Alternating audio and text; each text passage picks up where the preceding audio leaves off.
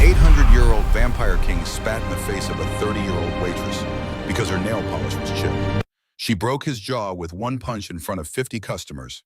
3 months later, he proposed with a $2 million ruby ring. Why? Because her blood carried the royal gene missing for 3 decades, the only thing that could save the vampire race from extinction. The secret about her mother would bring down the Elder Council. This is how Lyra Ashenvale went from a worthless waitress to the queen who saved an entire species.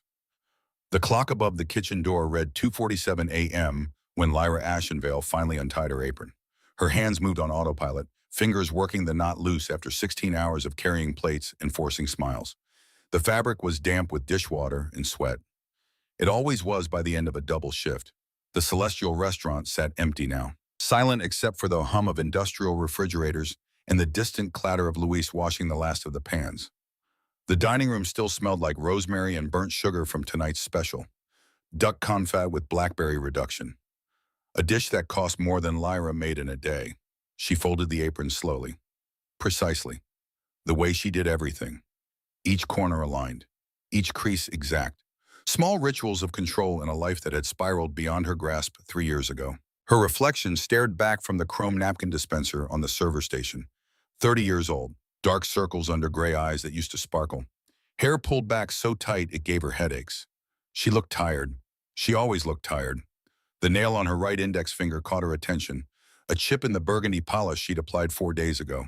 She'd meant to fix it, kept meaning to, but there was never time between the morning shift at Celestial and the evening shift that bled into early morning. Never time for the small vanities that used to matter. Her phone buzzed, a text from her father. Took my medication. Don't worry about me, sweetheart. Focus on you. Lyra's throat tightened. He always said that. Don't worry, as if she could simply turn off 3 decades of caring. As if his heart condition was something that could be ignored because he wanted to spare her the burden. She typed back quickly. I sent the money for next month's prescriptions. Should be in your account tomorrow. Love you, Dad. The money. Always the money. Not because she was in debt. Lyra Ashenvale owed no one, and she kept it that way through sheer force of will, but because everything she earned went somewhere else. To her father's medications. To the small house in Nebraska where he lived alone. To the memory of a man who'd taught her that dignity didn't require wealth. She grabbed her coat from her locker. A thrift store find, 3 years old, with a torn lining she'd sewn back together twice. It would do for another winter. Everything would do for another season, another year, another lifetime, if necessary. Lyra, you heading out? Maria appeared from the kitchen, still in her prep chef whites. She was younger than Lyra by 5 years, but her eyes held the same exhaustion. Different reasons. Same weight. Double tomorrow starts at 10, Lyra said. I should sleep. Should, ma'am. Maria smiled, but it didn't reach her eyes. Girl, when's the last time you did something for yourself?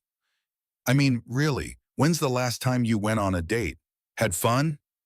Lyra's fingers tightened on her coat. I'm fine, Maria. You're 30, not 90. David wouldn't want you to. Don't. The word came out sharper than intended. Lyra softened it with a smile that felt like glass breaking. I appreciate the concern, but I'm fine, really. Maria studied her for a long moment, then nodded. Okay, but the offer stands. My cousin Jorge, he's a good guy. Owns a good night, Maria. Lyra walked out before the conversation could continue, before Maria could see the way her hands shook, before anyone could witness the crack in the armor she'd built so carefully around herself. The street was empty. Cold October wind bit through her coat. She pulled it tighter and started the 12-block walk to her apartment. The subway would have been faster, but walking saved $3. $3 was $3. She thought about David as she walked. She always did on nights like this, nights when the cold seeped into her bones and reminded her of the hospital, of holding his hand while machines beeped and nurses spoke in hushed tones about comfort care, of watching the strongest man she'd ever known wither to nothing in 6 brutal months. 3 years since he'd died. 3 years since she'd buried her heart alongside him in the cemetery on Fletcher Street. 3 years of people like Maria telling her to move on, to live again, to open herself up to the possibility of happiness. They didn't understand. Couldn't. Grief wasn't something you moved on from. It was something you learned to carry. And Lyra had become very good at carrying heavy things. Her apartment was dark when she arrived. A studio on the 4th floor of a building that had seen better decades. The radiator clanked but never quite produced enough heat. The shower drained slowly. The window stuck. It was home. She kicked off her shoes, the soles worn thin, the heel of the right one starting to separate. Made a mental note to use superglue tomorrow. Collapsed onto her bed without changing clothes. Stared at the ceiling where a water stain had formed a shape that almost looked like a bird in flight. Sleep came eventually, dreamless and dark. The morning shift began the same way it always did. Lyra arrived at 9:45 a.m., 15 minutes early, changed into her uniform in the employee bathroom, a black dress that had faded to charcoal, sensible flats she'd rolled twice. Checked her appearance in the mirror. Hair neat, face clean, nails filed short because long ones got in the way of work. The chip in the polish on her index finger stared back at her. She should fix it. She would fix it. Later. Bernard, the floor manager, was already in position by the host stand. 45 years old, thinning hair slicked back, perpetually sweating even though the restaurant kept the temperature at a crisp 68 degrees. He ran the Celestial with the nervous energy of a man constantly afraid of losing his job. Lyra, he nodded, you're on section 7 tonight. We have a VIP reservation at 8, table 12. VIP? Very important. Bernard's voice dropped to a whisper.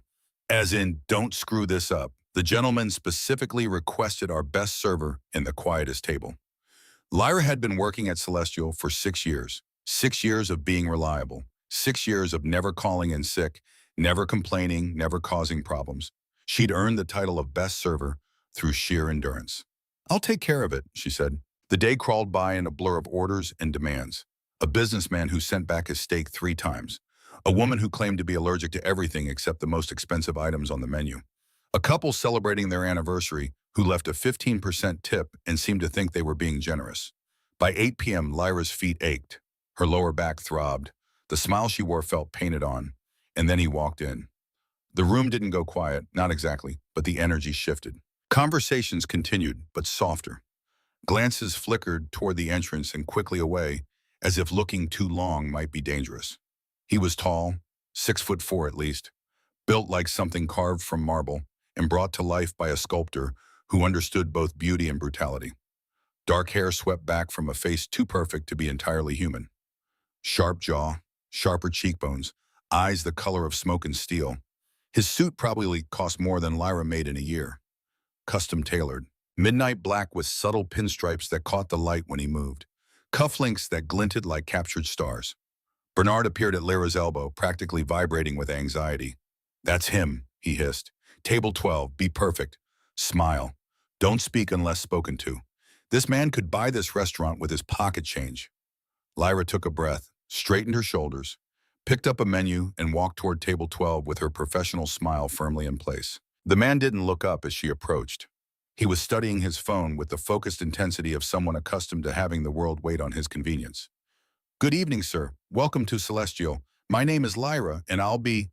Water. Still, not sparkling. Lemon, no ice. His voice cut through her introduction like a blade through silk. Cold, precise, accented with something old world that she couldn't quite place. British, perhaps, but not quite. Something older. Of course. And for your meal, may I recommend... I'll have the duck, rare. If your chef overcooks it, I'll know. He still hadn't looked at her. Lyra's smile tightened. The duck is our specialty. I'm confident you'll... That will be all. Dismissal. Complete and absolute. She might as well have been a piece of furniture. Lyra walked away, jaw clenched. She'd dealt with rude customers before. Rich men who thought their money bought them the right to treat service staff like servants. With practiced care, he didn't acknowledge it. She put in his order, brought his water, set it down with practiced care. He didn't acknowledge her existence. 20 minutes later, she returned with his duck. The kitchen had outdone themselves. Perfectly seared skin, meat cooked to exactly rare, garnished with microgreens and the blackberry reduction that made the dish famous. Lyra set the plate down gently. Your duck, sir. Prepared exactly to... His hand shot out. Fast. Impossibly fast. He caught her wrist before she could step back. She froze. His eyes finally met hers. Gray. Pale gray that seemed to reflect light rather than absorb it. Cold enough to burn. Do you think, he said softly, that I want food touched by those hands?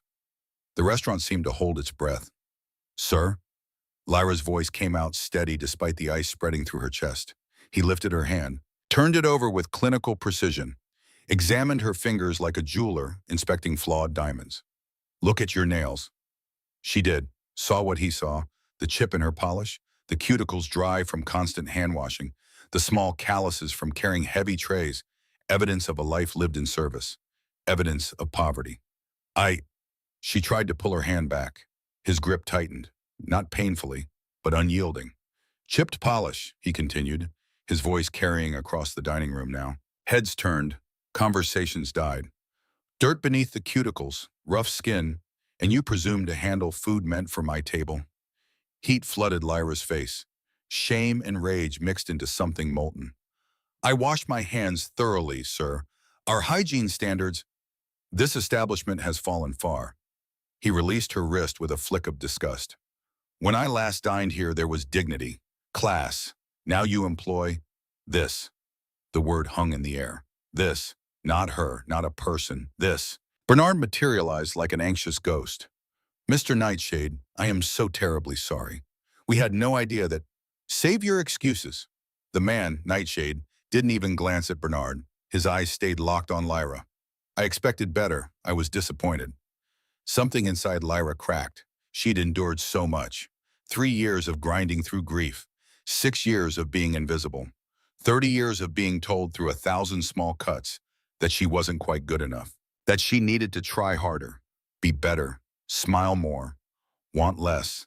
And now this arrogant stranger reducing her to the state of her fingernails, making a spectacle of her poverty, humiliating her in front of the entire restaurant because he could. "I apologize," she heard herself say, "that my financial situation is such an inconvenience to your dining experience." Bernard made a strangled sound. Nightshade's eyes narrowed. "Excuse me?" "I said," and Lyra's voice rang clear now, years of silence breaking like a dam, "I'm sorry that I'm poor. I'm sorry that I work 16-hour shifts and don't have time for manicures. Would you prefer I starve so my hands meet your standards before I serve your duck?" A woman at table 3 gasped. Nightshade rose from his chair, slowly, deliberately, every movement controlled. When he stood to his full height, he seemed to fill the room. The shadows around him deepened, as if darkness itself gravitated toward him. He walked toward her, each step measured, predatory. Lyra's heart hammered against her ribs, but she didn't back away. Couldn't, wouldn't. He stopped inches from her, close enough that she could smell him. Something dark and rich like aged leather in winter nights.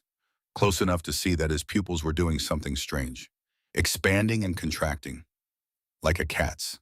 "You have no idea," he said softly, dangerously, "who you're speaking to."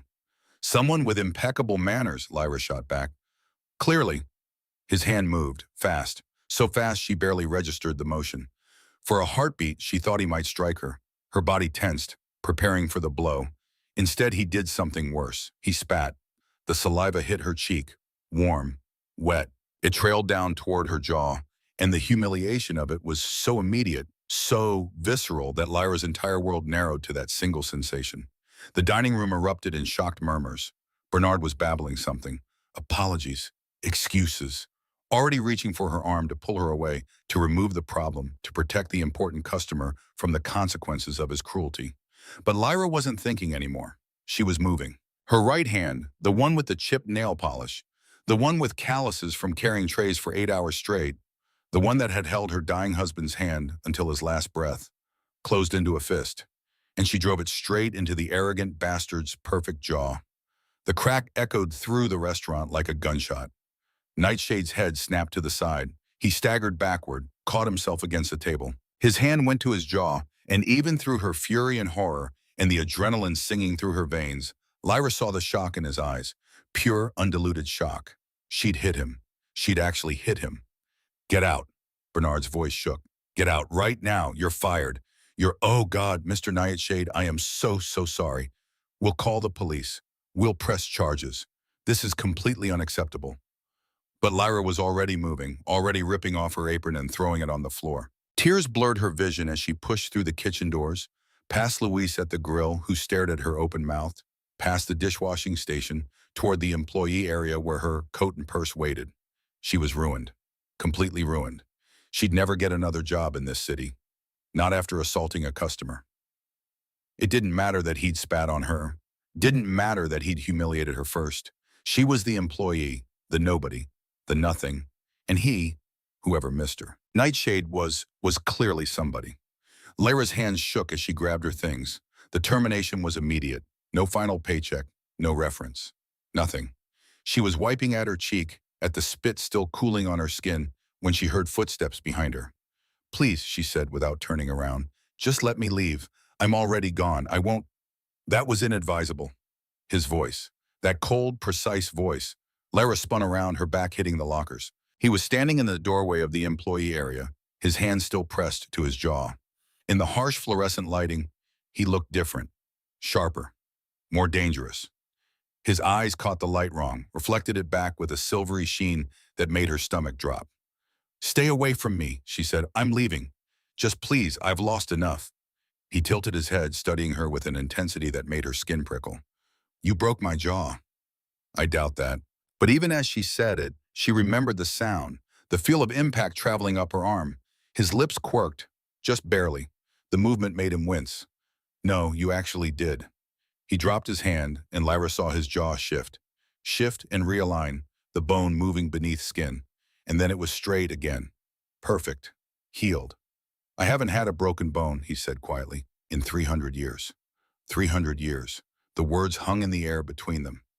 Impossible words. Insane words. Lyra pressed harder against the lockers, her coat clutched to her chest like a shield. "You're crazy." "Am I?" He took a step closer. The shadows in the room seemed to deepen. "Tell me, Lyra. Yes, I know your name. I can hear it on that ridiculous name tag in your purse. When have you ever hit someone that hard before?" "I've never." She stopped. Because it was true. She'd never hit anyone. Not in self-defense classes, not in anger, never. She was 5'6" and chronically exhausted and surviving on protein bars in spite.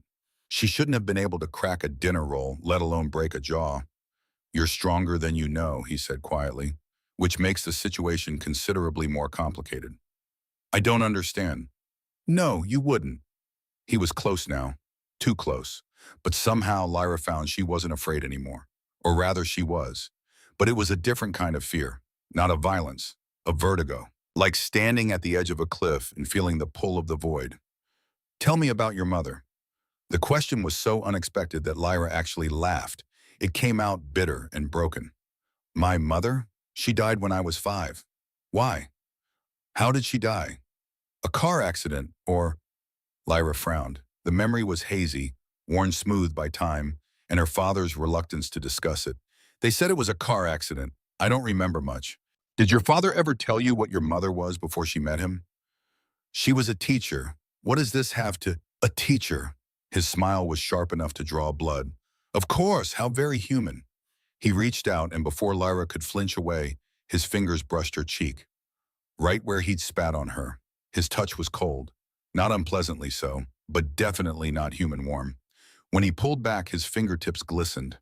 "You wiped my saliva off with your hand," he said. "Rubbed it into your skin. I was upset. I wasn't thinking.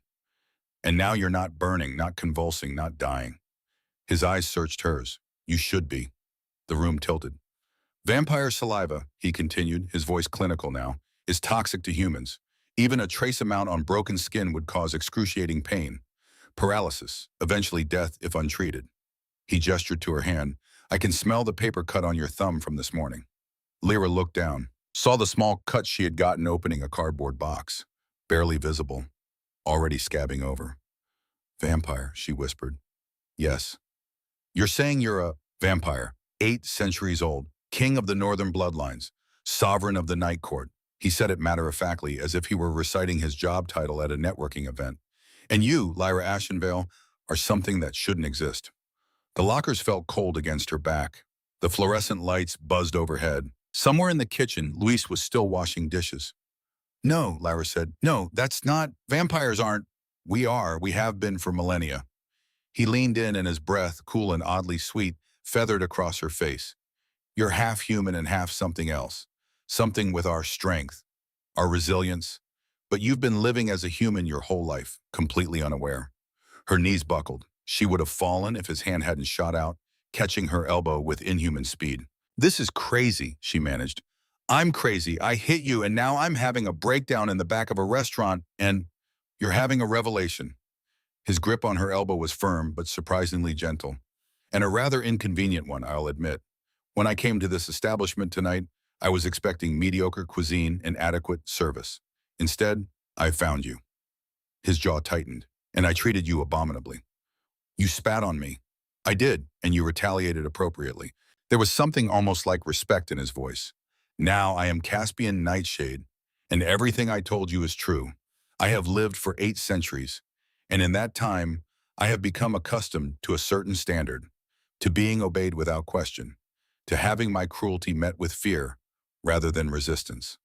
His thumb traced a small circle on her elbow, and Lyra's breath caught. You surprised me, impressed me, and made me realize how deeply I'd forgotten what it means to be challenged. You're saying you're a vampire king, Lyra said slowly. And I'm what? Part vampire? I don't know what you are, not yet, but I intend to find out. His expression grew serious. Because if you're what I suspect, if your mother was one of us and somehow hid her nature, lived among humans, bore a child with one, then you're unique, unprecedented, and very, very valuable. The word valuable made Lyra's stomach turn. I'm not a thing to be collected. No, you're not. His expression softened, just slightly. You're a woman who's been fighting to survive, who's been beaten down by circumstances and cruelty, who should have broken 1,000 times over but somehow remained standing. He released her elbow and stepped back, giving her space. I wronged you tonight, publicly and viciously. So I'm going to do something I haven't done in a very, very long time. What? I'm going to make it right. Before Lyra could ask what he meant, Caspian turned and walked back toward the dining room. His posture was different now, straighter, more regal, every inch the king he claimed to be. Lyra followed without thinking, her coat still clutched in white-knuckled hands. The dining room fell silent when Caspian re-entered. Bernard was at table 12, frantically dabbing at the tablecloth. The other diners were trying to pretend they weren't staring, failing miserably. Caspian walked to the center of the room, stopped, and spoke in a voice that carried to every corner. I owe this establishment, and all of you, an apology for my appalling behavior this evening. His eyes swept the room. The server I mistreated, Lyra Ashenvale, acted with far more grace and dignity than I deserved. My actions were inexcusable. My words were beneath contempt, and her response was not only justified but restrained, given the circumstances. The room was so quiet you could hear a pin drop. Bernard's mouth hung open. Furthermore, Caspian continued, I am formally extending an offer of employment to Miss Ashenvale as my personal assistant.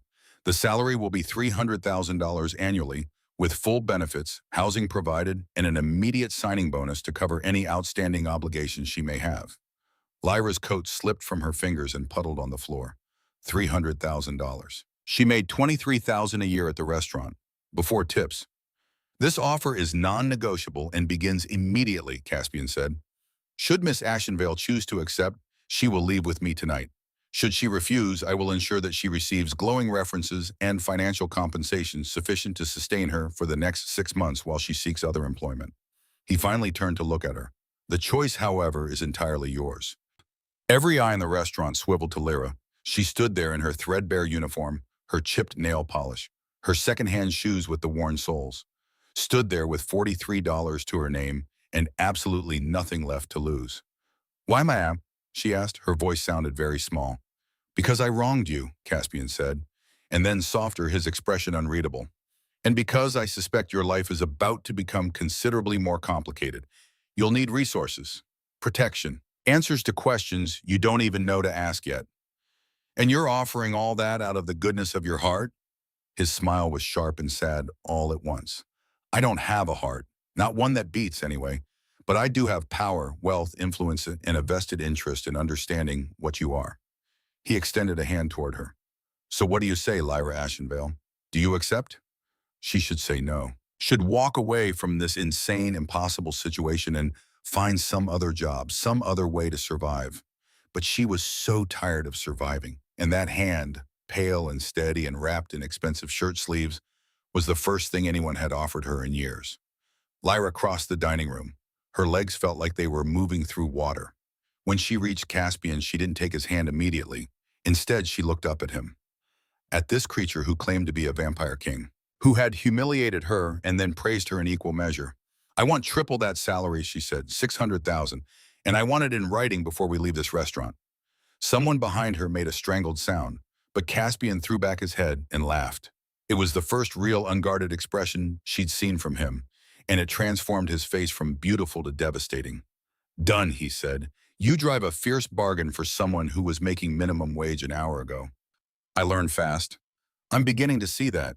He produced a phone from his pocket, sleek, expensive, probably cost more than her last car, and made a call. Seraphine, draw up an employment contract, personal assistant position, 600,000 annually, full benefits, signing bonus of, he glanced at Lara. How much do you need? For your father's medical bills and anything else pressing? Lyra's throat tightened. How much? 12,000, she whispered. Maybe 15 to be safe. $20,000 signing bonus, Caspian said into the phone. Have the contract delivered to Celestial Restaurant within the hour. Yes, the restaurant. Don't ask. He ended the call. There, in writing as requested. Lyra's chest felt tight. She might be hyperventilating. This is insane. Yes, Caspian agreed. But then, so is breaking a vampire's jaw on your first encounter. I think we're well past sanity at this point. The contract arrived 45 minutes later, delivered by a woman in a suit that probably cost more than Lyra's entire wardrobe. Tall, elegant, with auburn hair, and eyes that had the same silvery sheen as Caspian's. This is the one, the woman asked Caspian, looking Lyra up and down with barely concealed curiosity. This is Lyra, Caspian corrected. Show respect, Seraphine. Seraphine's eyebrows climbed toward her hairline, but she bowed her head slightly. My apologies. The contract, as requested. She handed over a leather portfolio. Lyra read every word. She was exhausted and overwhelmed, and pretty sure she was having some kind of breakdown. But she wasn't stupid. The contract was surprisingly straightforward. Employment terms, salary, benefits, termination clauses. There was a confidentiality section that was more extensive than the others, full of language about discretion and non-disclosure. The confidentiality bit, Lyra said, tapping the page. This is about the vampire thing. Seraphine and Caspian exchanged glances. Yes, Caspian said. Our existence is not public knowledge. It needs to remain that way. Why? Because humans fear what they don't understand, and fear makes them dangerous. His voice was matter of fact. We've learned over the centuries that it's simpler to hide in plain sight, to use our wealth and influence to move through your world undetected. And if I told someone after signing this, then the contract becomes void, and you would face legal consequences, Caspian said. But more than that, you would face consequences from the court. We protect our secrets, Lyra, fiercely. It should scare her. Maybe it did. But Lyra was thinking about her father's next medication bill, about the 12-block walk home in the cold, about the endless grinding exhaustion of working herself to death just to stay in one place. She picked up the pen Seraphine offered and signed her name at the bottom of the contract. Excellent, Caspian said. Now, let's get you out of here. Bernard appeared as they were heading toward the exit, wringing his hands. Mr. Nightshade, I must again apologize for... The failure was mine, not yours, Caspian cut him off. This restaurant will be compensated for the disruption. Expect a transfer tomorrow. He paused. Also, your head chef is stealing from you. The one who works Tuesday and Thursday nights. Check his orders against actual inventory. Bernard's eyes went wide. But how did you... I noticed things. Caspian's hands settled on the small of Lyra's back, guiding her toward the door. Good evening. The night air was sharp and cold when they stepped outside. A car was waiting. Black, sleek, probably German, definitely expensive. The driver opened the door without a word. Lyra hesitated at the curb. I don't have anything. My apartment. All my stuff. We'll handle it, Caspian said. Tomorrow you can return with security to collect whatever you want to keep. Tonight you're coming with me. You need rest, food, and then we need to talk about what happens next. What you are, Lyra corrected softly. Yes, he gestured to the car. Please, I promise you're safe. Whatever else I am, I keep my word. Lyra slid into the car. The leather seats were butter soft and smelled like money. Caspian settled in beside her, and the door closed with a whisper-quiet click.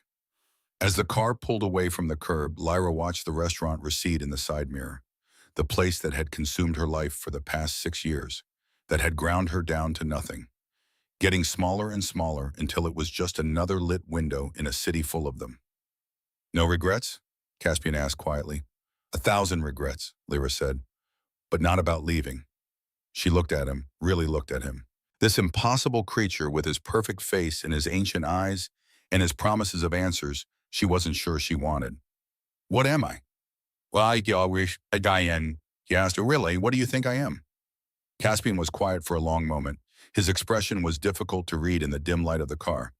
I think, he said finally, that you're the answer to a question I didn't know I was asking.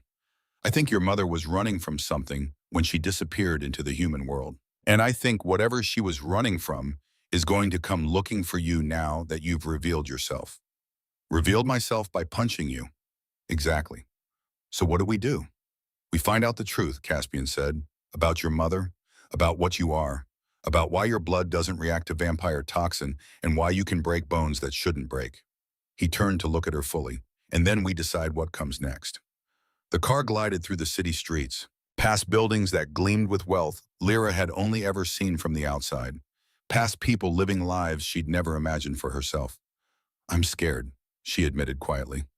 Good, Caspian said. Fear means you're paying attention. It means you understand that your life just changed completely. Did yours? He considered the question.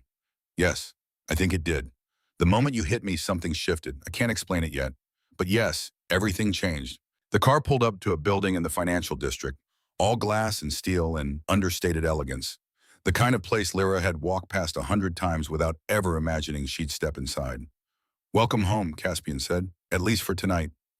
Lyra looked up at the building, at her reflection in the car window, tired eyes, cheap uniform, chipped nail polish. Tomorrow, she'd wake up in a world where vampires were real, and her mother had been something other than a school teacher from Nebraska. Tomorrow, she'd start learning what it meant to be whatever she was.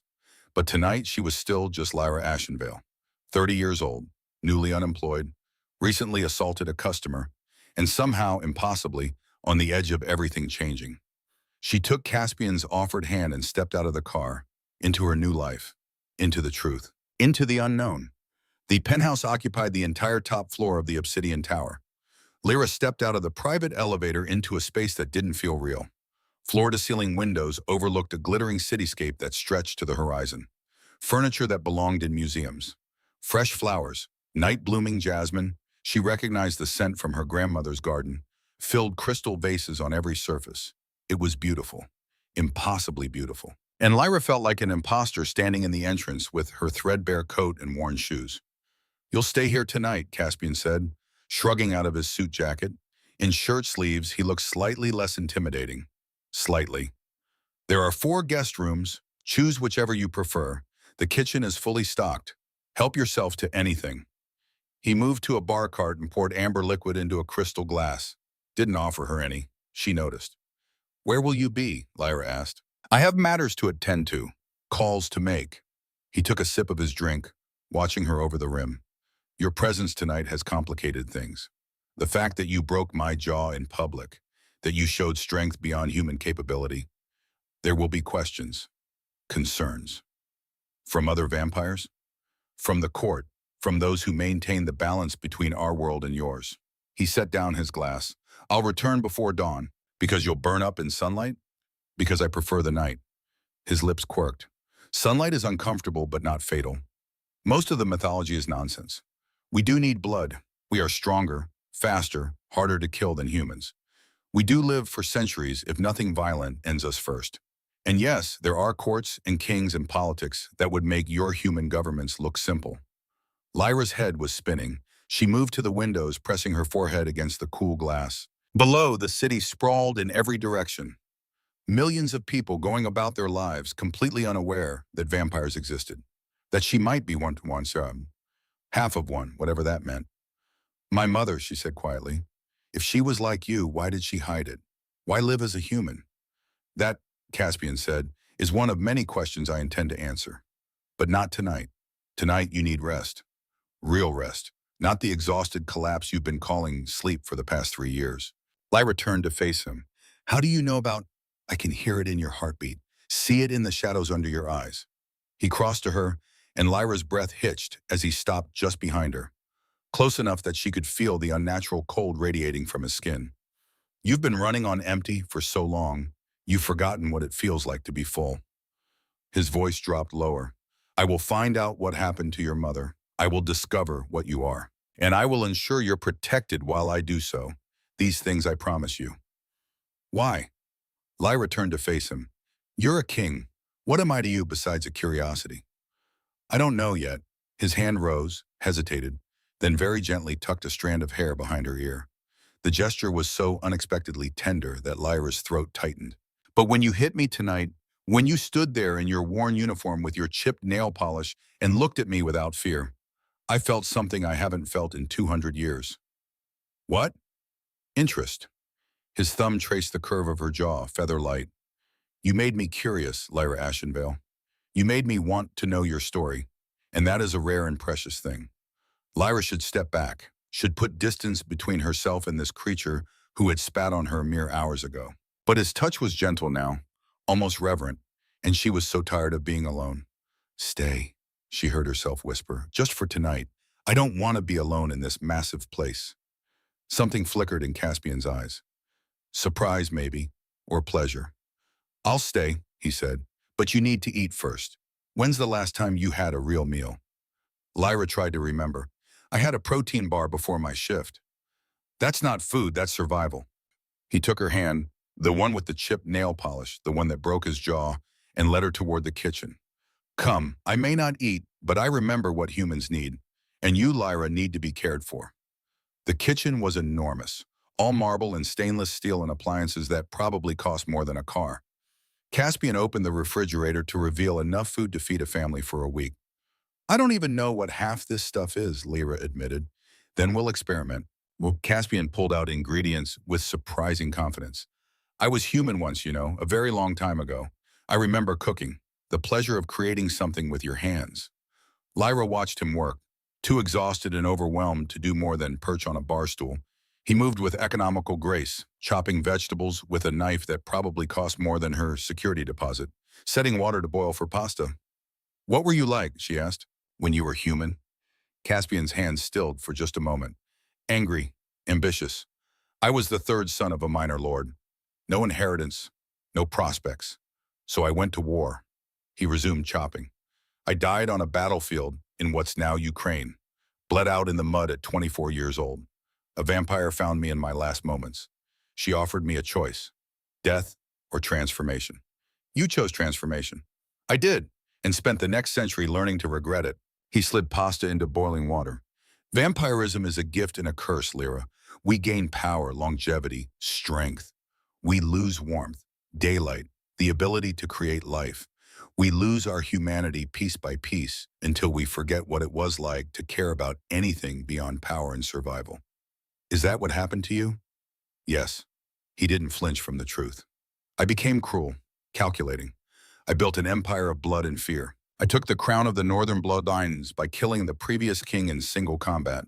For centuries, I've ruled with absolute authority, and no one has dared to challenge me.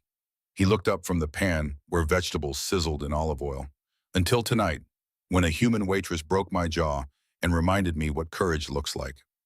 Lyra's cheeks heated. I wasn't being courageous. I was being stupid. Sometimes they're the same thing. He plated the pasta, creamy carbonara with perfectly cooked vegetables, and set it in front of her. Eat all of it. The first bite was heaven. Lyra hadn't had food this good since before David got sick. Since before every penny went to medical bills that couldn't save him anyway.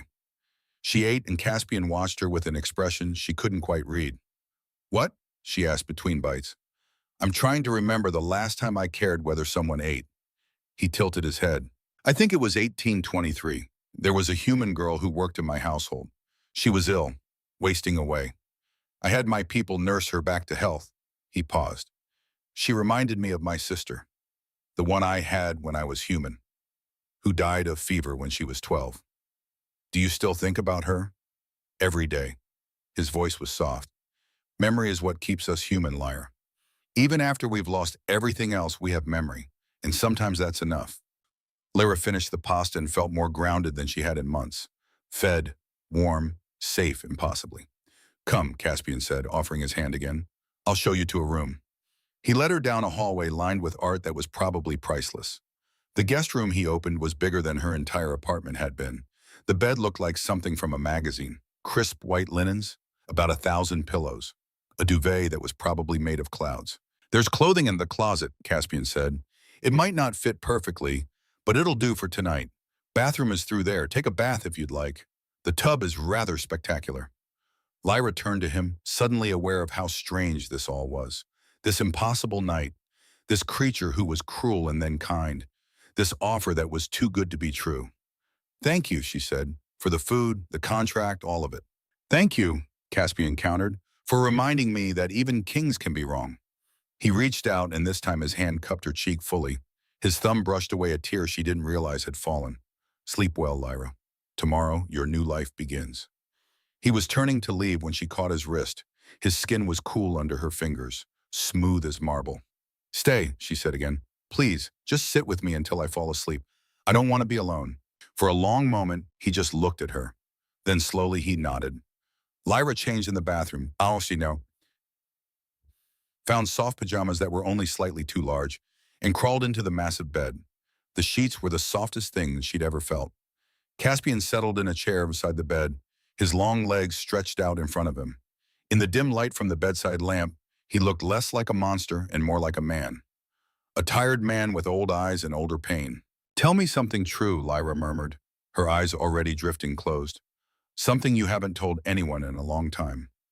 "I'm lonely," Caspian said quietly.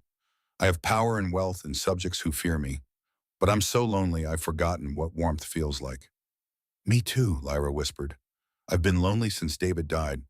Since before that even. Since I stopped being a person and became just someone trying to survive." "You're a person," Caspian said. "A remarkable one. Don't let the world convince you otherwise." Lyra wanted to respond, but sleep was pulling her under like a tide. The last thing she was aware of was Caspian's cool hand covering hers on the blanket, a gesture of comfort from someone who'd forgotten how to give it. And for the first time in 3 years, she slept without nightmares. Lyra woke to sunlight streaming through unfamiliar windows and the smell of coffee.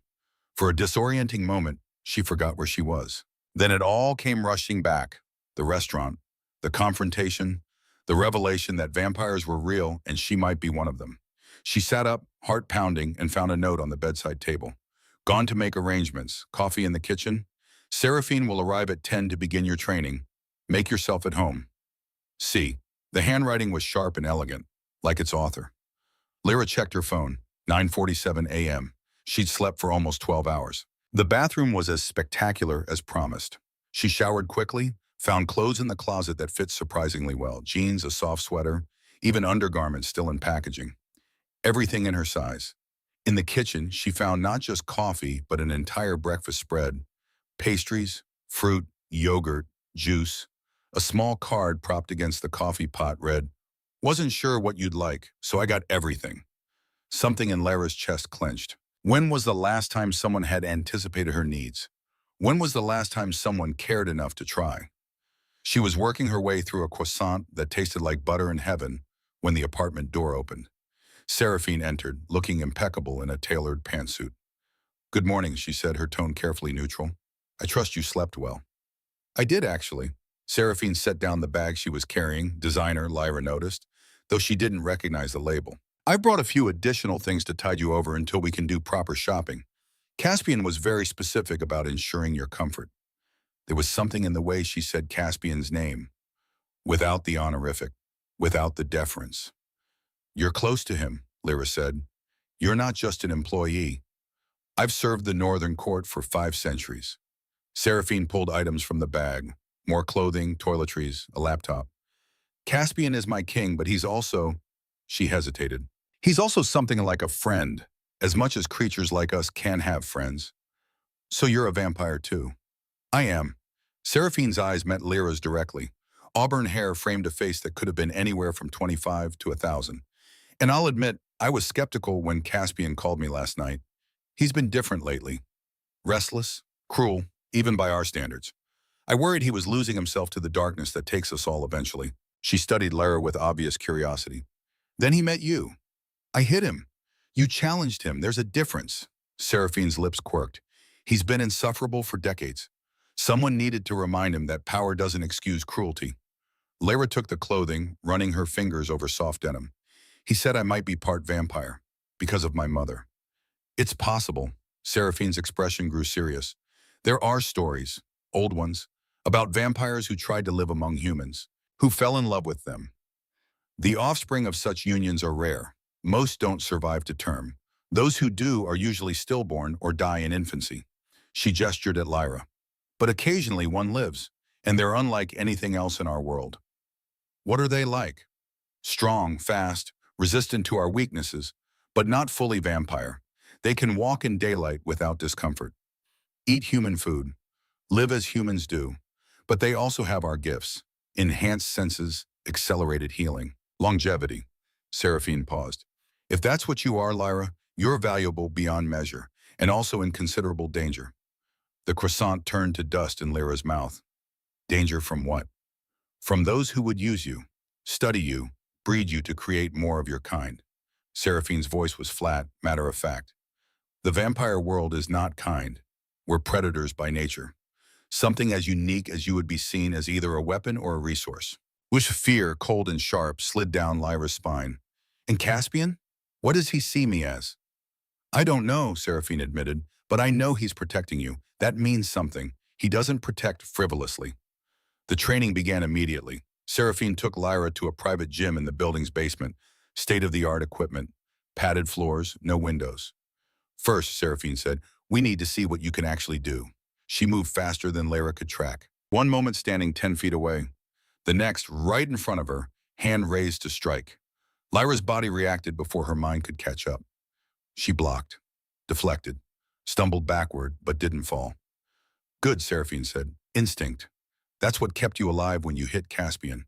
Your human mind said don't, but your vampire blood said survive. They trained for hours, Lyra learning to access strength she didn't know she had, speed that felt like flying. Senses that picked up heartbeats from across the room. She failed more than she succeeded. Got knocked down again and again, but each time she got back up a little faster. You're adapting quickly, Seraphine said during a water break. Faster than any halfling I've heard of. That suggests strong vampire lineage. My mother, Lyra said. Can you help me find out about her? Seraphine's expression shifted, became guarded. What do you know about her? Almost nothing. Her name was Aurelia Ashenvale. She died when I was 5. My father said it was a car accident, but Lyra frowned. He never liked to talk about her, and there are no photos from before I was born. No records. Nothing.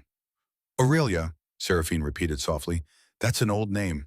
A vampire name. You know something. I might. Seraphine pulled out her phone, typed something, and her face went very still. Lyra, I need you to describe your mother, what you remember. She was beautiful. Dark hair, gray eyes like mine. She smelled like jasmine. She sang to me at night. The memories were fragments, worn smooth by time.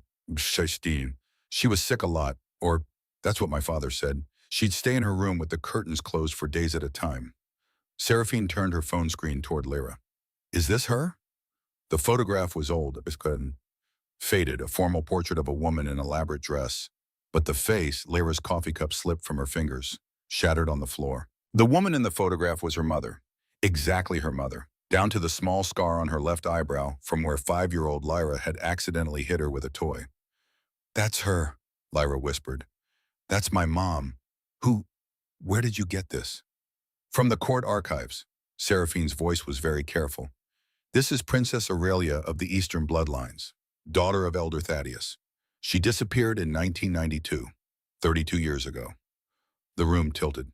The official story, Seraphine continued, was that she was killed, murdered by rivals from the Southern Court, but her body was never found. The court went to war over it.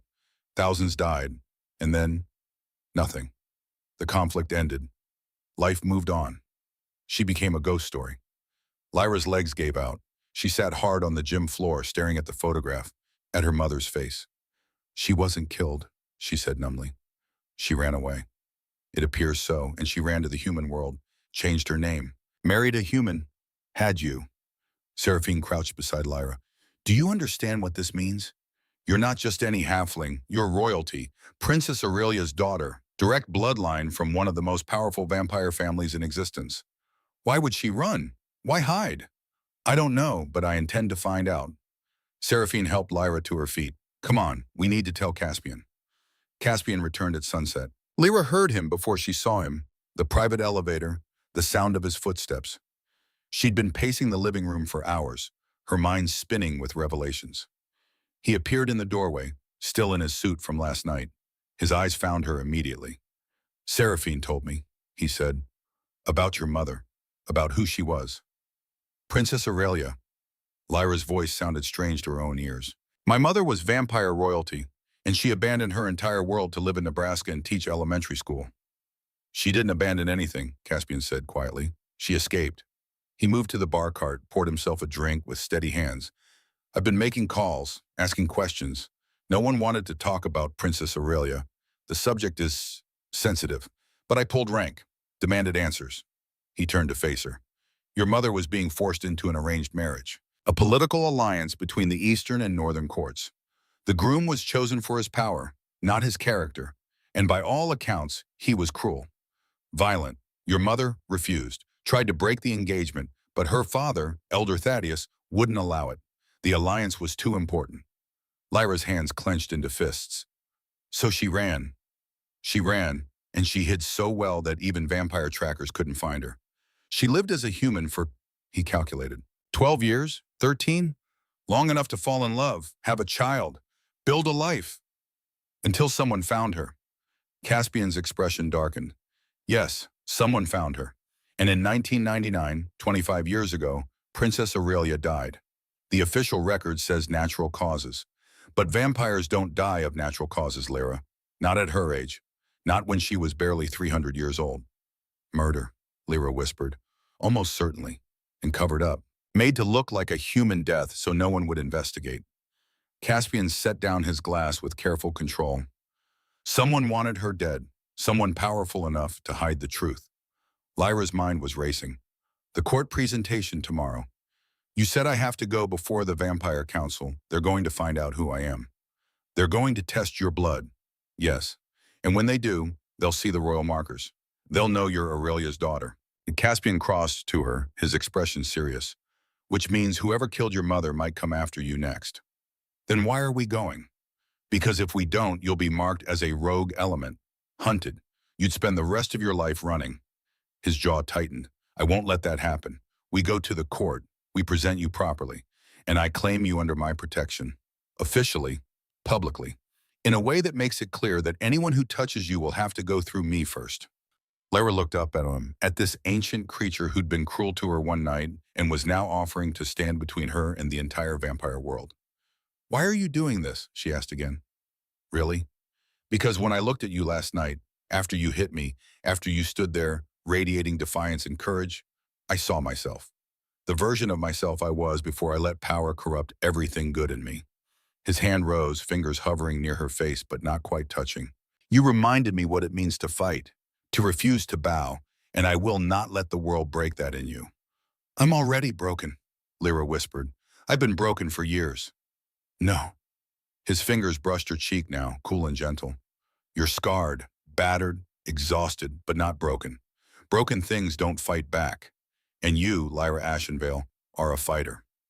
The words unlocked something in her chest, something tight and painful that had been lodged there since David died, since the world became too heavy to carry. She stepped into Caspian's space and wrapped her arms around him. He froze. For a heartbeat, he was utterly still. Then slowly his arms came around her, holding her carefully, like she might shatter. Thank you, Lyra said into his chest, for seeing me, for not treating me like I'm nothing. You could never be nothing. Caspian murmured into her hair. You're extraordinary. You just don't know it yet. They stood like that as the last light faded from the sky. A vampire king and a woman who might be more than human, finding comfort in each other's brokenness. The court presentation happened 3 days later. 3 days of training with Seraphine. 3 days of learning to control her emerging abilities. 3 days of Caspian making calls, pulling strings, preparing the way.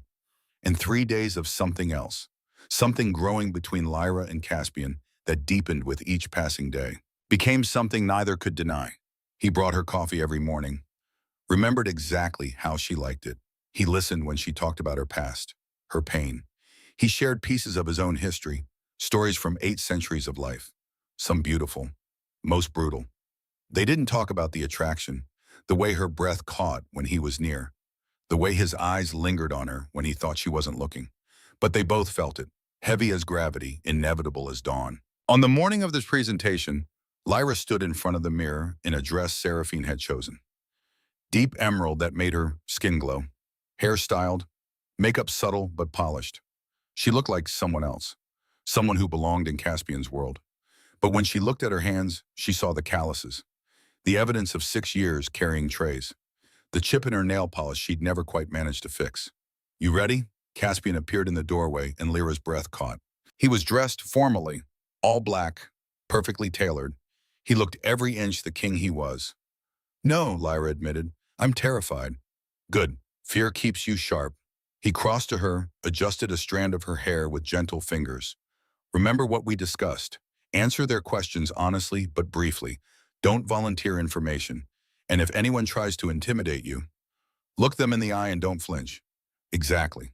His hand settled on her waist. You're Princess Aurelia's daughter, royal blood. You bow to no one except by choice. I'm a waitress. You were a waitress. Now you're something else entirely. His eyes met hers in the mirror, ready to find out what. Lyra took a deep breath, squared her shoulders, lifted her chin. Yes, she said, let's go meet the vampires. The obsidian hall was exactly what it sounded like. A massive building that looked like it had been carved from a single piece of black stone. Ancient, imposing, built to inspire awe and fear in equal measure. Inside, it was all Gothic grandeur. Vaulted ceilings, stone columns, torches that burned with blue-white flame that couldn't be natural. Vampires filled the great hall, dozens of them, maybe hundreds, all inhumanly beautiful, all terrifying. They turned to watch as Caspian entered with Lyra at his side. The weight of their attention was crushing. Lyra felt it like physical pressure, but she kept her chin up, kept her eyes forward, walked beside Caspian like she belonged there. They approached a raised dais where 5 vampires sat in throne-like chairs. The Elder Council, ancient, powerful, and looking at Lyra like she was a particularly interesting insect. The center vampire spoke first, a man with silver hair and eyes like chips of ice. King Caspian, you've brought the anomaly. I've brought Lyra Ashenvale, Caspian corrected, and there was steel in his voice. And she will be addressed with respect. Murmurs rippled through the crowd. Of course, the silver-haired elder said, though his smile didn't reach his eyes. Miss Ashenvale, we are most curious about you. Our reports say you have vampire characteristics despite having no bite mark, no transformation. This is unprecedented. So I've been told, Lyra said, proud that her voice didn't shake. We would like to study you to understand what you are. Another elder spoke up, dark-haired, sharp features, something cruel in his smile. For the good of all our kind. No, Caspian's voice cut across the hall. Miss Ashenvale is not a science experiment. She's under my protection. Any examination of her nature will be done with her full consent and comfort, or not at all. You would deny the court's authority? The silver-haired elder's eyebrows climbed. I would prioritize basic decency over scientific curiosity. Caspian's hand pressed more firmly against Lyra's back. Miss Ashenvale has rights. She will be treated with dignity. This is not negotiable. The dark-haired elder leaned forward. His eyes glittered with something dangerous. And if we demand access to this creature? Lyra felt Caspian go very still beside her. When he spoke, his voice was soft, deadly. Then you'll have to go through me first. The threat hung in the air. Around them, vampires shifted nervously. Whatever else he was, Caspian was the Northern King, powerful enough to back up his words. Perhaps, a new voice said, we can reach a compromise. A woman glided forward from the crowd. She was stunning, pale as moonlight, hair like spilled ink, dressed in crimson that made her look like a wound come to life. Vesper Ravenna, the Southern Queen. King Caspian is right that the young woman deserves courtesy, Vesper continued, her accent thick and Eastern European. But the court's concerns are also valid. We've never encountered someone like her. Understanding her nature benefits us all. She smiled at Lyra, showing just a hint of fang. Perhaps Miss Ashenvale would consent to a simple blood test. Nothing invasive, just enough to determine what she carries in her veins. It was a trap, Lyra could feel it, but refusing outright would make her look guilty, afraid. I'll consent, Lyra said, ignoring Caspian's sharp inhale. But I choose who takes the sample, and I want the results shared with me immediately, not hidden away for court scholars to pore over. Vesper's smile widened. Clever girl. Yes, those terms are acceptable. The blood draw was quick and clinical. Seraphine administered it with gentle efficiency while Caspian hovered nearby, radiating protective menace. Results will take an hour, Seraphine murmured. Maybe less. We have equipment here that's more sophisticated than anything human medicine has access to. The wait was excruciating. Lyra was given a chair on the edge of the hall while vampires conducted other business. Territory disputes, requests for audience, the mundane politics of immortal beings. Caspian stayed beside her, a silent sentinel. When Seraphine returned, her expression was carefully neutral. She carried a tablet that she handed to the silver-haired elder. The elder read, his eyes widened. He looked up at Lyra. This is remarkable. What is it? Caspian demanded. Her blood carries markers of vampire origin, but not from a bite or transformation. These are genetic, inherited. The elder's voice rose with barely contained excitement. She's a Dampier, half vampire by birth, and not just any Dampier. He turned the tablet so the whole council could see. The genetic markers match Eastern bloodline royalty, specifically... He paused and something like shock crossed his ancient face. Specifically Princess Aurelia's line. Direct descent. The hall erupted in noise, vampires pressing forward, trying to see, to get closer. Caspian moved in front of Lyra, his body a barrier between her and the crowd. Back, all of you, now. A Dampier, Vesper breathed, her eyes gleaming. Princess Aurelia's daughter. Do you understand what this means? She could bridge our world and the human one. Could produce offspring with either species. She's invaluable. She's a person, Caspian snarled, not a breeding prospect. But surely you see the potential. What I see is a woman who's been through hell and deserves peace, not to be turned into a commodity. His voice dropped to something dangerous. Anyone who approaches her without permission will answer to me personally. And trust me, you don't want that. The crowd backed off. Even Vesper retreated a step, though her expression remained calculating. The silver-haired elder stood. The court recognizes Lyra Ashenvale as Dampier, Princess Aurelia's heir. She is unique and will be afforded appropriate protection. His gaze sharpened. However, she must also be educated in our ways, taught to control her gifts, integrated into our society properly. She'll be educated, Caspian agreed, under my supervision, in my court. You claim her for the northern bloodlines? I do. The words were formal, binding. Lyra could feel their weight even if she didn't fully understand them. So witnessed, the elder intoned. Lyra Ashenvale is under the Northern King's protection and authority. Any who challenge this will face the court's judgment. It was over. Lyra could feel it, the subtle relaxation of tension, the way vampires began to disperse. Caspian turned to her, his expression fierce and oddly tender. Come, we're leaving. They were almost to the exit when Vesper intercepted them. A word, King Caspian. Make it brief. Vesper's eyes flicked to Lyra. I meant privately. Anything you say to me can be said in front of Lyra. The queen's smile was sharp. Very well. I'm curious about your sudden attachment to this girl. You've never been the sentimental type. People change. Vampires don't, not really. We are what we are. She circled them slowly, predatory. Unless, her smile widened. Oh, how delicious. You're attracted to her. Caspian's jaw tightened. That's none of your concern. It's very much my concern if the Northern King is making decisions based on emotion rather than logic. Vesper stopped in front of Lyra. Tell me, little Dampier, do you have feelings for our cold, cruel king? Lyra met her gaze steadily. I think he's more than his reputation suggests. And he thinks you're more than a waitress with chipped nail polish. Vesper laughed. How romantic. How human. She leaned closer. Be careful, dear. Men like Caspian don't love. They possess. And possession can be its own kind of prison. Is that what happened to you? Lyra asked before she could stop herself. Someone possessed you? Made you this bitter? For a moment, genuine fury flashed across Vesper's face. Then she smiled again, cold and empty. No, dear. I learned the truth about love the hard way. I hope you don't have to do the same. She swept away, leaving them alone. Caspian's hand found Lyra's. Don't listen to her. She's been hurt, and now she hurts others. It's what we do when we live too long. Is it? Lyra looked up at him. Is that what you do? I did, before you. His thumb traced circles on her palm. Now I'm trying to remember how to be something other than cruel. They drove back to the penthouse in silence. Lyra's mind was spinning with everything she'd learned. She was Dampier, half vampire, Princess Aurelia's daughter, unique, valuable, a commodity, unless Caspian kept his promise to protect her. What does it mean, she asked as they rode the elevator up, that you claimed me for the northern bloodline? It means you're under my official protection, my responsibility. No other bloodline can touch you without my permission. He leaned against the elevator wall, looking exhausted.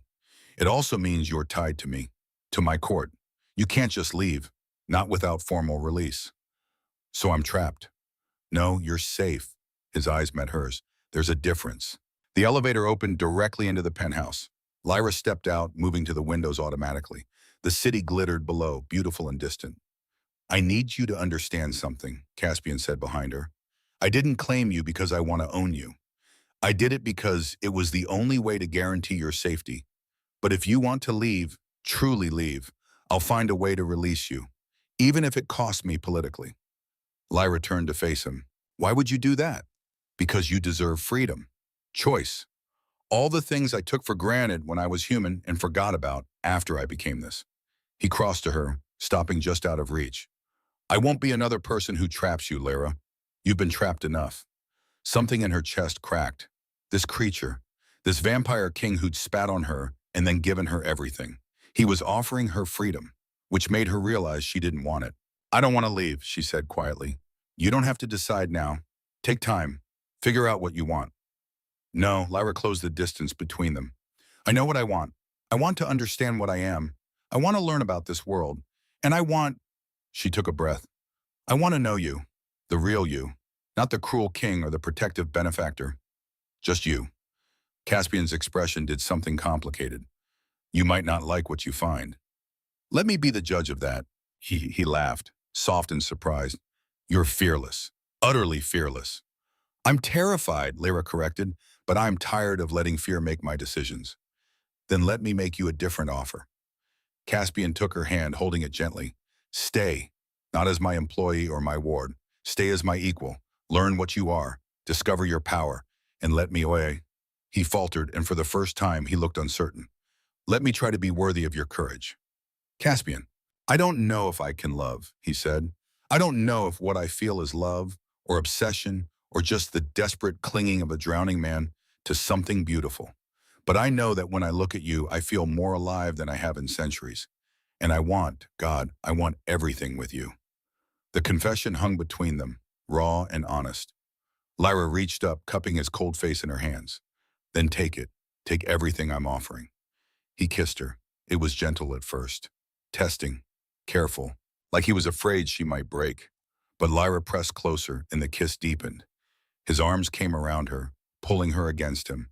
He was cold, but not unpleasantly so. Solid. Real. When they broke apart, both breathing hard, Caspian rested his forehead against hers. This is dangerous, he murmured. You're Dampier. I'm vampire. There are rules about this. Politics. Complications. Then we'll deal with them, Lyra said. You're the king. I'm half vampire. Together, we're unprecedented. Let them try to stop us.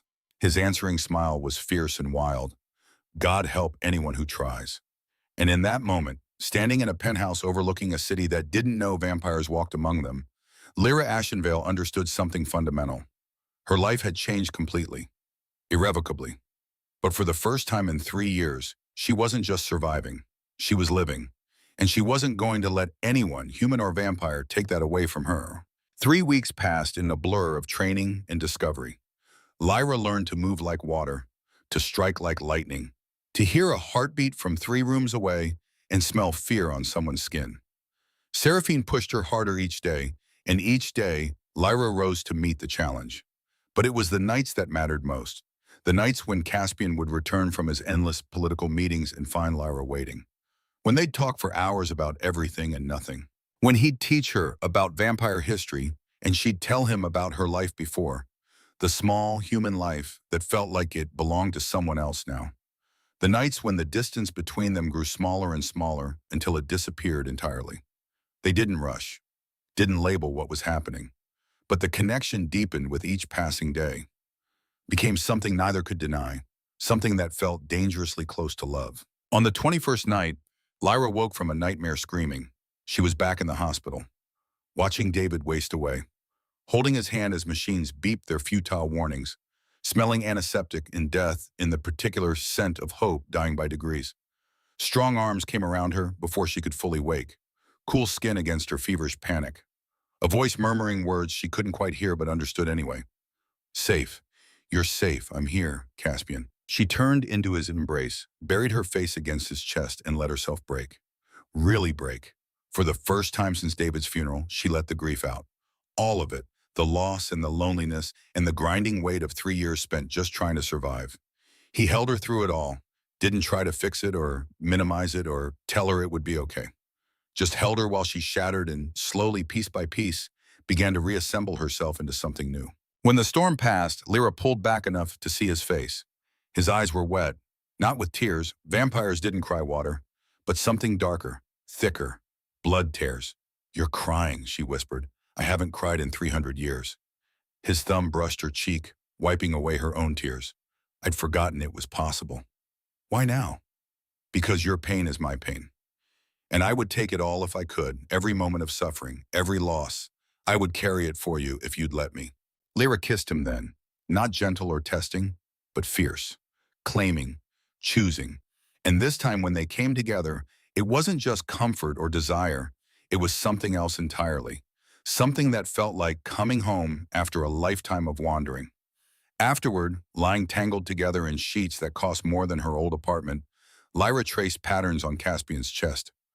I love you, she said, simply, without fear. He went very still.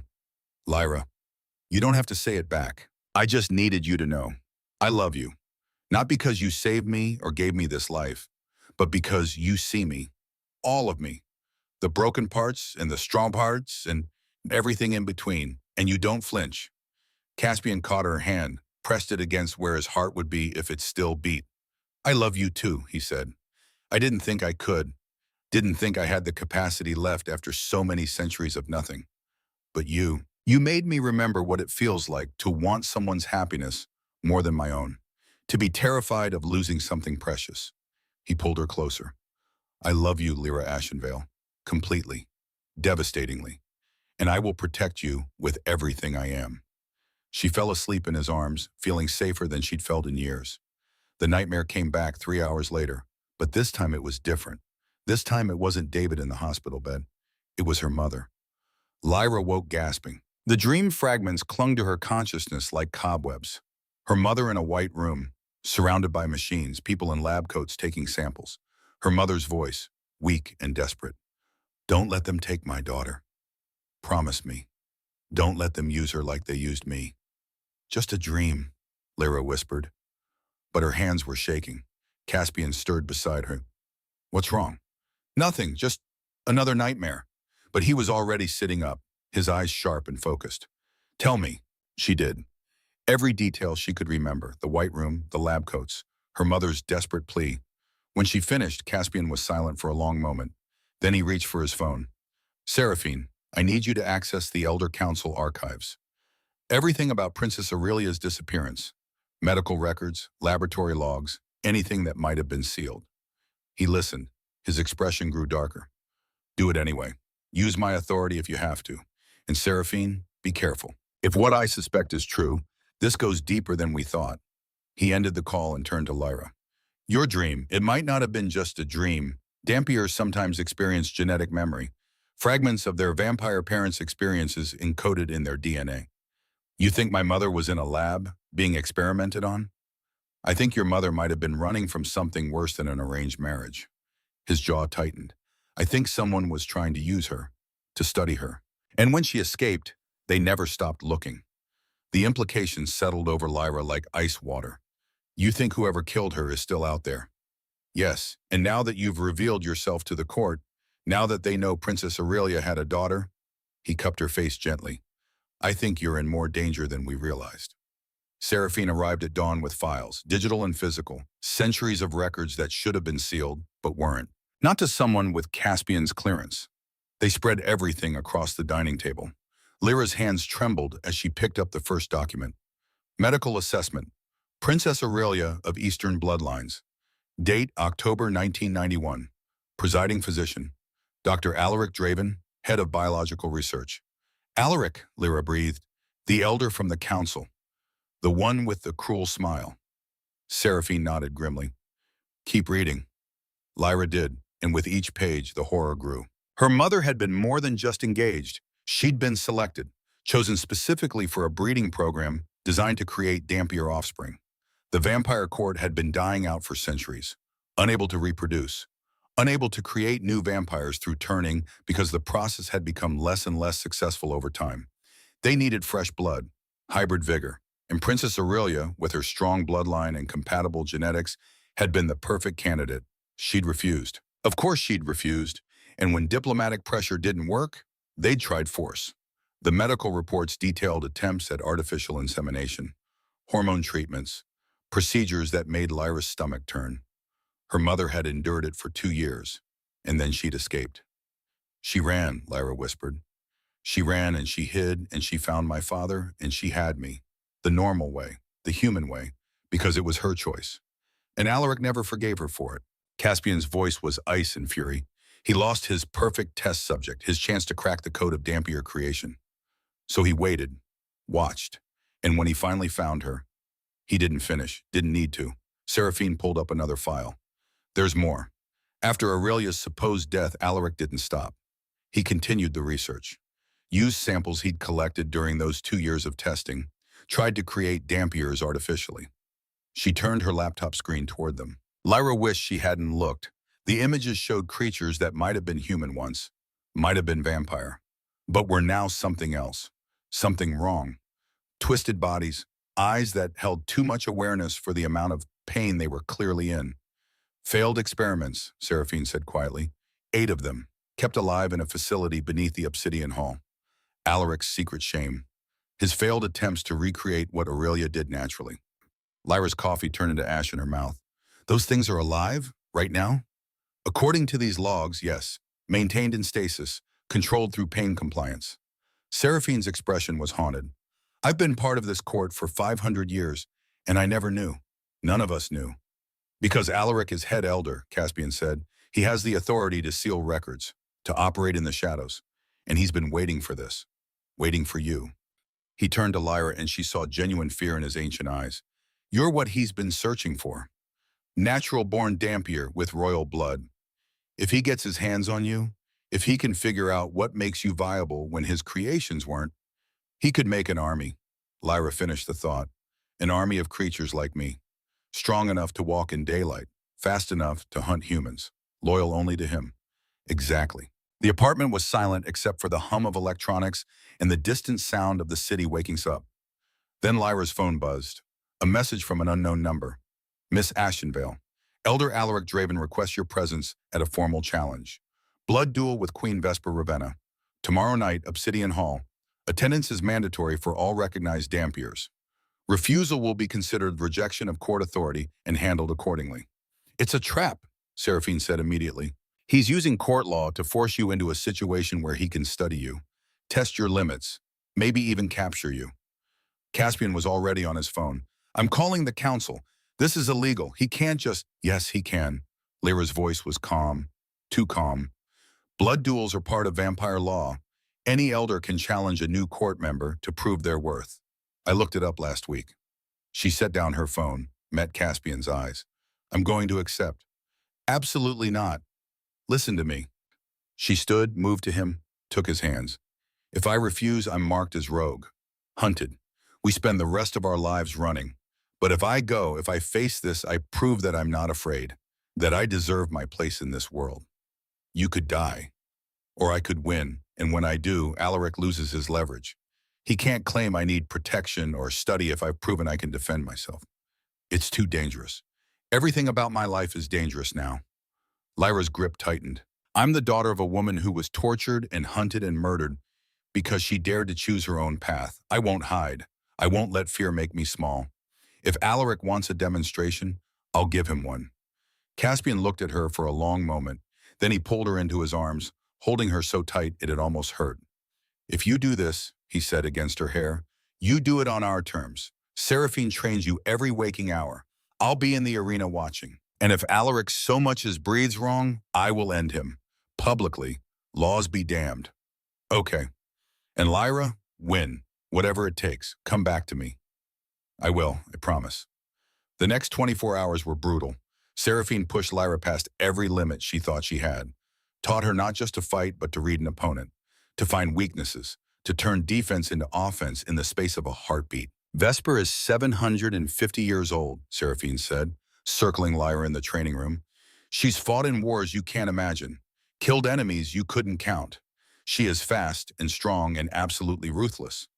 "Great, very encouraging." "But," Seraphine stopped, caught Lyra's eyes. "She also has honor. Blood duels have rules. First blood ends it, or surrender. She won't kill you unless you give her no choice. And if Alaric orders her to, then she'll have to choose between her honor and her politics." Seraphine's expression was grim, "and I honestly don't know which she'll pick."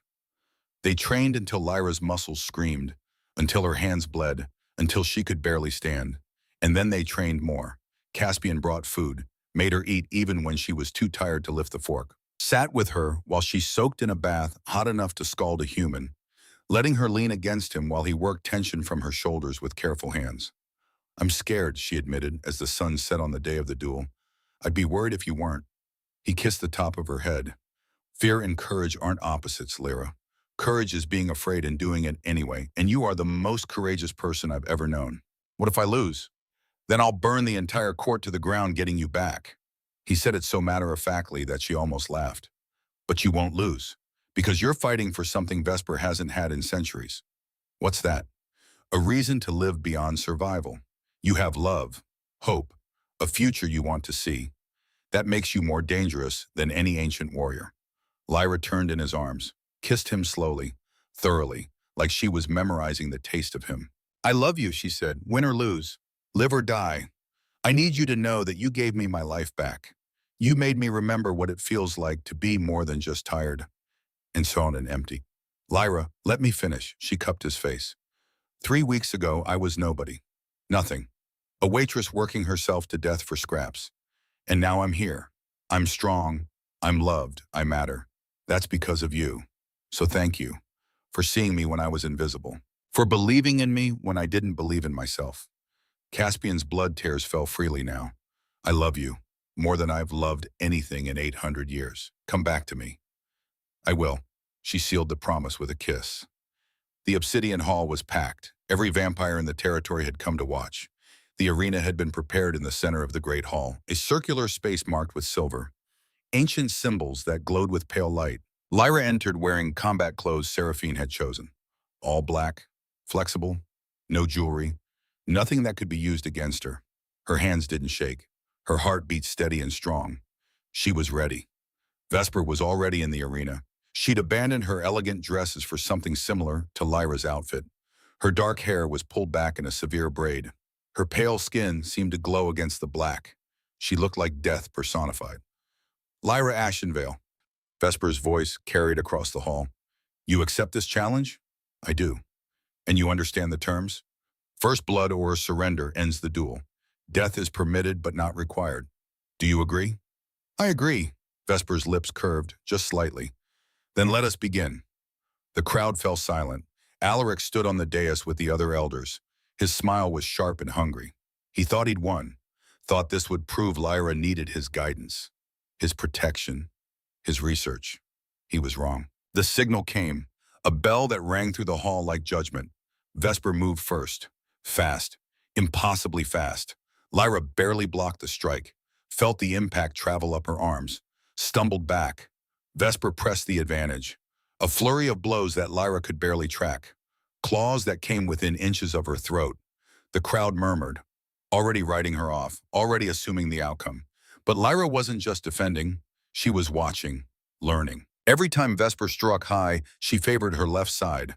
Every time she feinted low, she exposed her right shoulder for a fraction of a second. Weaknesses. Small ones. But there, Lyra waited, absorbed punishment. Let Vesper think she was outmatched. And then she struck. A faint low that made Vesper defend right, then up high on the left where her guard was weakest. Lyra's fist connected with Vesper's ribs, hard enough to crack bone. The queen stumbled. Genuine surprise flashed across her face. "Good," she said, and smiled. "Very good." The fight continued, faster now, more intense. But something strange was happening. Every time Vesper landed a blow, it wasn't quite where it should have been. Every time she created an opening, it was a little wider than necessary. Every time she spoke, it was to correct Lyra's form. "Keep your guard up. Don't telegraph your strikes. Use my momentum against me." She was teaching. Right there in the middle of a blood duel, teaching Lyra how to fight her. When they came together in a grapple, close enough that no one else could hear, Vesper whispered against Lyra's ear, "Your mother saved my life once, 300 years ago. I was captured by enemies, tortured, left for dead. Aurelia found me, healed me, hid me until I was strong enough to escape." Her grip tightened. "I owe her everything, and I pay my debts." Understanding crashed over Lyra. "You're letting me win. I'm giving you the tools to win. What you do with them is up to you." Vesper shoved her back, raised her voice so the crowd could hear. "You fight well for a halfling, but not well enough." She attacked again, but this time Lyra was ready. She saw the pattern now, the rhythm Vesper was creating, the spaces she was leaving, the opportunities she was offering. Lyra took them. A strike to the solar plexus that doubled Vesper over, a sweep that took her legs out. A move Seraphine had taught her just yesterday that put Vesper on her back with Lyra's hand at her throat. One scratch. That's all it would take. First blood. Lyra met Vesper's eyes, saw approval there. Permission. She raked her nails across Vesper's collarbone. Not deep, but enough. Blood welled, dark and thick. First blood. The arena went silent. Lyra stood, offered her hand to Vesper. The queen took it, let herself be pulled to her feet. "I yield," Vesper announced. Her voice rang clear. "Lyra Ashenvale has won. The duel is complete." The crowd erupted, some in approval, most in shock. Alaric's face was a mask of fury. Vesper leaned close to Lyra one more time. "Your mother would be proud. As am I. Welcome to our world, princess." Then she swept away, leaving Lyra standing alone in the center of the arena. Caspian was there in seconds, pulling her into his arms. "You did it. God, you did it." "Vesper let me win." "No, she gave you a chance. You took it. That's all anyone can ask." He kissed her forehead, her cheeks, her lips. "You were magnificent." The moment of victory was shattered by a sound like thunder. The floor of the arena cracked, split. Something was rising from beneath. No, not something, multiple somethings. 8 figures emerged from the darkness below. They might have been human once. Might have been vampire. But they were monsters now. Twisted, wrong. Eyes that glowed with sickly light and mouths full of too many teeth. Alaric's failed hybrids. "Enough of this charade." Alaric's voice cut through the chaos. He stood at the edge of the arena, his hand raised, controlling the creatures through some means Lyra couldn't see. "You want to play at being strong, little Dampier? Let's see how you fare against true power." "This is against every law," Caspian started. "I am the law," Alaric roared. "I am head elder." "I created these from your mother's stolen blood, Lyra Ashenvale. They were meant to be the future of our race, but they were flawed, imperfect, because I didn't have the final piece." He smiled, cold and terrible. "You." The hybrids attacked, not just Lyra, everyone. Vampires scattered as the creatures tore through the crowd. Screams filled the hall, blood sprayed across ancient stone. Caspian moved to protect Lyra, but one of the hybrids caught him across the chest, sent him flying into a column hard enough to crack it. "Caspian!" Lyra's scream was raw. He was getting up, already healing, but too slow. The hybrid was on him again. Seraphine appeared from nowhere, engaged another hybrid, moved with deadly grace. But she was one against many. And Vesper? Vesper was protecting the crowd, herding vampires to safety, fighting off 2 hybrids at once. They were going to lose. Lyra felt it, the inevitability. These creatures were too strong, too many. Too wrong, and it was her fault if she'd never revealed herself, if she'd stayed hidden. No, the thought came from somewhere deep, somewhere primal. This wasn't her fault, this was Alaric's. This was the fault of a man who saw people as things, who saw her mother as a tool, who saw Lyra as nothing more than genetic material. And she was done letting men like that define her. Something inside Lyra broke. Or maybe it unlocked.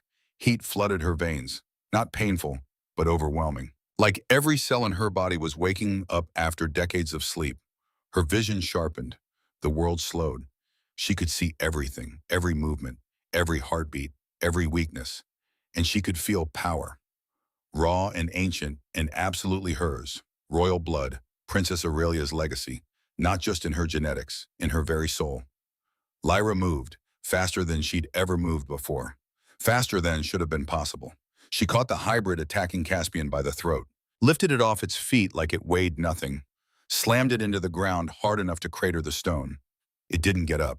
She spun, saw another hybrid diving for Seraphine's exposed back, was there before it could strike, drove her fist through its chest and out the other side, felt its twisted heart stop in her hand. The remaining 6 hybrids turned toward her, recognized the threat. Lyra smiled, and for the first time she understood why vampires were feared. "Come on," then she said, "let's finish this." They came at her all at once. She tore through them like paper. Every move precise, every strike lethal. The power singing through her veins wasn't just strength, it was knowledge. Muscle memory inherited from her mother. From every vampire in her bloodline going back centuries. She knew how to fight, how to kill, how to survive. The last hybrid fell at her feet, twitching, dying. Lyra didn't feel pity, only cold satisfaction. She turned to Alaric. He stood frozen on the dais, the controller in his hand useless now, his perfect weapons destroyed. "You killed my mother," Lyra said, walking toward him, slowly, deliberately. "You tortured her, used her, and when she dared to escape, when she dared to choose her own life, you hunted her down like an animal. She was mine. She was never yours." The words came out as a roar. She was her own person, a woman, a mother, a fighter. "And you took her from me because you couldn't handle the fact that she said no." Lyra reached the dais. Alaric stumbled back. For the first time in his 1,200 years, he looked afraid. "I should kill you," Lyra said. "Would be justified. The court would approve it." She let him see his death in her eyes, let him understand how close he was to oblivion. Then she smiled. "But I won't, because death is too easy, too quick. You don't get to escape what you've done." She turned to the assembled court, to the elders who watched with a mixture of horror and awe. "I claim my right as Princess Aurelia's heir. I demand judgment on this man for crimes against our kind, for creating abominations, for murdering royalty, for using his position to conduct illegal experiments." The silver-haired elder stepped forward. His expression was grave. "The evidence is clear. The punishment for such crimes is exile. Eternal exile to the Deadlands, where no vampire may offer aid or comfort." "No," Alaric's voice cracked. "Please, I did it for our people, to save our race. You did it for power." Vesper's voice cut across his pleading. "And now you'll have an eternity to regret it." The sentence was carried out immediately. Alaric was stripped of his position, his wealth, his status. Guards took him away screaming, to a place worse than death, to centuries of isolation and madness. Justice, not vengeance. Lyra's mother would have approved. The aftermath was chaos. Injuries to tend, damage to repair, bodies to dispose of. Lyra let herself be checked over by court physicians. Let Seraphine fuss. Let Vesper bow her head in respect as she left. But all she wanted was Caspian. She found him in a private room. He was already healed, already perfect. But his eyes, when they met hers, were haunted. "I almost lost you," he said. "When those things attacked, when I couldn't get to you fast enough. But you didn't lose me. I'm here. I'm alive. We won." She crossed to him, let him pull her into his arms, let herself finally shake with the aftermath of adrenaline and fear. "What you did out there," Caspian murmured, "the power you displayed. Lyra, do you understand what that means? That I'm stronger than we thought? That you're royal, true royal, not just blood, but power. You awakened your full inheritance tonight." He pulled back to look at her. "You could claim a throne if you wanted, lead a bloodline, command armies. I don't want any of that. What do you want?" "You. Simple, honest. I want a life with you. I want to learn what I am. I want to honor my mother's memory by choosing my own path. And I want to never let anyone make me feel small again." Caspian's smile was soft and devastating. "Then that's what you'll have. All of it. For as long as you want it. Forever. Forever." 6 months later, Lyra stood in the nursery of the penthouse, one hand resting on her swollen belly. The baby kicked, strong, insistent, and she smiled. Your grandmother's name was Aurelia, she said softly to the life growing inside her. She was a princess and a teacher, and the bravest woman I never got to know. The room was bathed in twilight. Through the windows, the city sprawled below in a tapestry of light and shadow. A world that didn't know vampires walked among them. A world Lyra was now part of. A world she was changing. She walked to the dresser and pulled out a worn piece of paper. The letter Seraphine had found 3 months ago, hidden in a locket that had belonged to her mother. Lyra had read it so many times the creases were starting to tear, but she read it again anyway. My dearest daughter, if you're reading this, then I am gone. And I am so sorry. I wanted to give you a normal life, a safe life, away from the politics and cruelty of the vampire world. But I know now that safety is an illusion. They will find me eventually. They will kill me for the crime of choosing my own path. But they will not find you. Your father will protect you, raise you as human, give you the childhood I never had. Know this, my precious girl. You are not broken. You are not defective. You are not the sum of what others say you should be. You are a bridge between two worlds, human and vampire, mortal and eternal. You carry the best of both inside you. Don't let anyone tell you that makes you weak. It makes you powerful beyond measure. Use that power to heal, not divide, to protect, not destroy, to love, not hate. Be brave, be fierce, be exactly who you were meant to be, and know that I loved you from the moment I knew you existed. Every choice I made was to give you freedom, the freedom to choose your own life, your own path, your own destiny. You are my greatest achievement, my brightest hope, my beautiful daughter. I will love you forever, Mom. Lyra folded the letter carefully, placed it back in the drawer where she kept her most precious things. Your grandmother gave me freedom, she whispered to her unborn daughter, and I'm going to give you love, safety, a world where you never have to choose between who you are and who you're allowed to be. The door opened behind her. She felt Caspian before she saw him, the cool presence that had become as familiar as her own heartbeat. You okay? He asked softly. I am. She turned to face him, and her heart did that stupid flutter it always did when she looked at him. Her husband, the vampire king who'd been cruel and then kind, who'd seen her when she was invisible. I was just thinking about her, about everything she went through to give me this life. Caspian crossed the room and wrapped his arms around her, around both of them. His hands settled on her belly, and the baby kicked against his palm. She'd be proud of you, he said, of what you've become. I hope so. Lyra leaned back against him. I hope she knows that her sacrifice wasn't for nothing, that I'm happy, that I'm loved, that I'm going to give our daughter everything she wanted for me. Our daughter is going to be loved, Caspian said, protected, free to be exactly who she is, half vampire, half human, all ours. Lyra smiled. 3 months ago, they'd been married in the Obsidian Hall, vampires and humans mixing for the first time in centuries. Seraphine had cried actual tears, a miracle in itself. Vesper had presented them with the portrait of Princess Aurelia, a connection to the past, a reminder of sacrifice. And 2 months ago, the court physicians had confirmed what Lyra already knew in her bones. She was pregnant, the first vampire dampier child born in 400 years. The miracle that proved vampires weren't dying out, that there was hope for the future. What should we name her? Lyra asked. Aurelia, Caspian said without hesitation. For your mother, for the woman who gave up everything so you could have this. Aurelia Nightshade, Lyra tested the name, felt it settle into her heart like it had always belonged there. Perfect. They stood together as night fell fully, the city lights coming on one by one, and Lyra thought about how far she'd come. From a waitress with chipped nail polish and $43 to her name, to a queen carrying the future of 2 species, to a woman who had found love in the most unexpected place. They'd called her worthless, broken, nothing. But she was the daughter of a princess, the wife of a king, the mother of a miracle, and her story, her legacy, was just beginning. They said I was nothing, Lyra whispered. You were never nothing, Caspian said against her hair. You were always everything. You just needed someone to see it. We saved each other.